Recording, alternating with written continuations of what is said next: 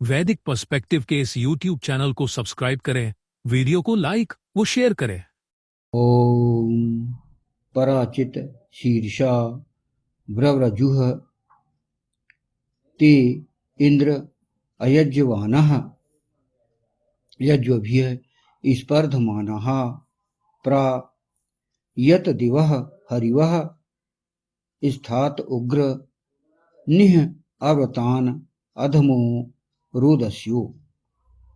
परित्याग करने वाले ही हों वे सिर, हे इंद्रियों को वश में करने वाले, यजन न करने वाले, यजन करने वालों से स्पर्धा करने वाले।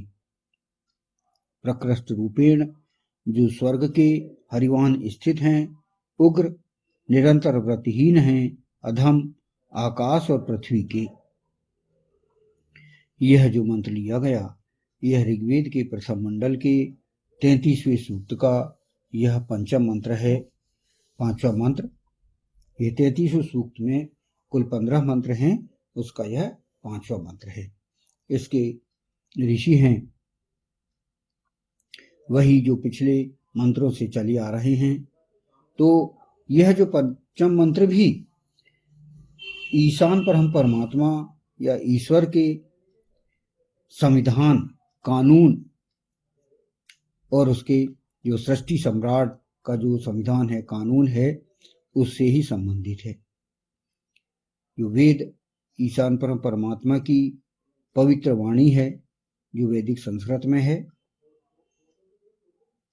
एक जीवन व्यवस्था है और जीवन व्यवस्था के अंतर्गत दुष्टों को भी दंड देने की व्यवस्था इस वेद में की गई है।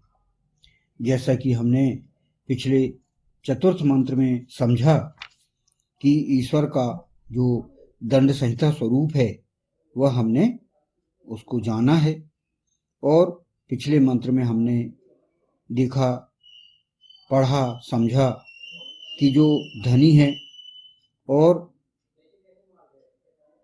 जन सामान्य का धन डाका डालकर वे लूटपाट करते हैं और धनवान बनने के पश्चात भी वो अपने धन लूटने में लगे हुए हैं, उनको क्या दंड दिया जाए। फिर एक इंद्र को विष्णुक बनने की भी सलाह दी गई है, और फिर यहाँ पर ये जोड़ा गया कि जो यजन नहीं करते, जो उपासना नहीं करते और जो पराये या दूसरों के सामानों पर नजर रखते हैं गिद्ध की दृष्टि की तरह, उन्हें क्या दंड दिया जाए, यह हमने पिछले चतुर्थ मंत्र में हमने समझा है। अब उसी से ही संबंधित यहाँ पर चतुर्थ मंत्र के पश्चात यह पंचम मंत्र भी जुड़ा हुआ है, और इसमें यह कहा गया है, इस पंचम मंत्र के प्रथम फुटनोट में उनको हम समझें। परित्याग करने वाले दूर ही हों वे सिर, हे इंद्रियों को वश में करने वाले, यजन न करने वाले, यजन करने वालों से स्पर्धा करने वाले। यहाँ पर मंत्रांश में ये कहा गया है, पराचित अर्थात दूर ही हों, शीर्षा सिर, व्रव्रजुः अर्थात परित्याग करने वाले, ते अर्थात वे, इंद्र अर्थात हे इंद्रियों को वश में करने वाले, अयज्वानः अर्थात यजन न करने वाले, यज्व भी यजन करने वालों से, स्पर्धमानः अर्थात स्पर्धा करने वाले। तो इसकी व्याख्या की गई है। मंत्रांश को पुनः हिंदी अनुवाद में मैं प्रस्तुत कर रहा हूं। परित्याग करने वाले दूर ही हों वे सिर, हे इंद्रियों को वश में करने वाले, यजन न करने वाले, यजन करने वालों से स्पर्धा करने वाले। इस मंत्रांश की यहाँ पर व्याख्या की गई है। यहाँ पर कहा गया है, यहाँ इंद्रियों को वश में करने वाले इंद्र को संबोधित कर यह बात कही जा रही है। यानी इस मंत्र का जैसे कि प्रमुख विषय है इंद्र, अर्थात इंद्रियों को वश में करने वाला एक इंद्र को, जो अनुशासन में रहता है, जो पूरी तरह से संयमी है, ऐसा व्यक्ति ईश्वर का उपासक है, ईश्वर प्रणिधान की ओर वह पूरी तरह से उद्यत है, अपने 5 ज्ञानेंद्रियां, 5 कर्मेंद्रियां और 11वीं इंद्रिय मन, इस पर वो कंट्रोल कर रहा है। उस व्यक्ति से यह बात की जा रही है जो कि ईश्वर की उपासना में लगा हुआ है।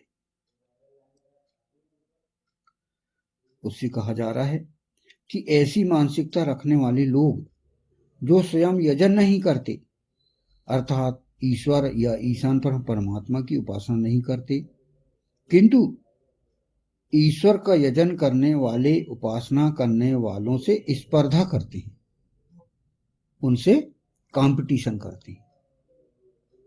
जो उपासक हैं, जो धार्मिक लोग हैं, जो सत्कर्मी लोग हैं, जो ईशान प्रणिधान पर पूरी तरह से डटे हुए हैं, उन व्यक्तियों से मुकाबला ऐसे व्यक्ति करते हैं जो यजन नहीं करते, अर्थात उपासना नहीं करते, ईश्वर को नहीं मानते, नास्तिक लोग हैं। ऐसे लोग इन आस्तिकों से स्पर्धा करते हैं, कंपटीशन करते हैं, उसमें लगे हुए हैं।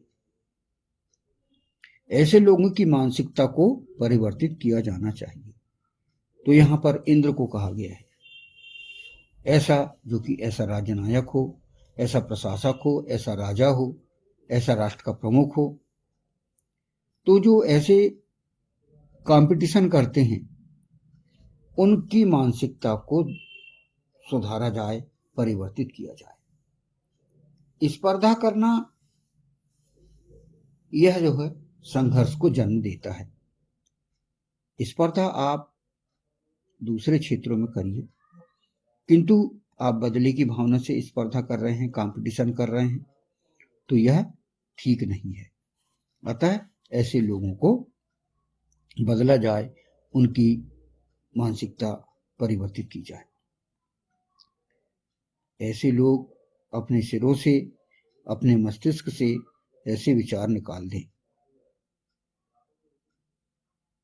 इस हेतु इंद्र विशेष रूप से प्रयास करें,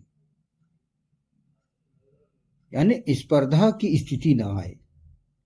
जो स्पर्धा कर रहे हैं उनको समझाया जाए, उनको बताया जाए कि आस्तिकता के आधार पर व्यक्ति यदि जीवन जीता है, सिस्टम के अनुसार व्यक्ति जीवन जीता है, तो वह सफल होता है और सफल होकर अपने जीवन को सुखमय बनाता है।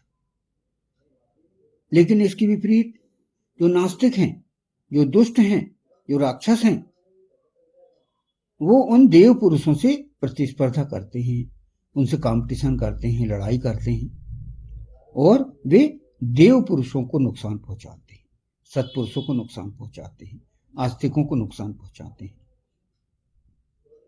ऐसी स्थिति नहीं होना चाहिए। यह राजनायक, राजा या एक गृह प्रमुख, राष्ट्र प्रमुख, राज्य प्रमुख, इनको समझाया जा रहा है, इनको बताया जा रहा है कि उनकी मानसिकता को परिवर्तित किया जाए। इसके पूर्व चतुर्थ मंत्र में हमने कहा कि दंड भी दिया जाए उनको, जो अधिक स्थिति बिगड़ जाए तो उसमें दंड देने की भी स्थिति है। लेकिन इस मंत्र में यह बताया जा रहा है कि ऐसे लोगों के मस्तिष्क को बदला जाए, परिवर्तित किया जाए, वो सुधार की ओर उनकी मानसिकता हो, अपने आप को सुधारें, अपना जो दुष्टत्वपूर्ण जो रवैया उन्होंने अपना चुका है वह छोड़ें और सही दिशा पे वे अपना जीवन बिताएं। यह इस राजनायक को निर्देश दिए गए हैं। इस मंत्रांश का दूसरा तात्पर्य यह भी लिया जा सकता है कि शीर्ष स्थान पर बैठे ऐसे लोग जो स्वयं ईशान का यजन, उपासना नहीं करते, किंतु ईशान की या ईश्वर की उपासना, यजन करने वालों से स्पर्धा करते हैं, उनका परित्याग किया जाए।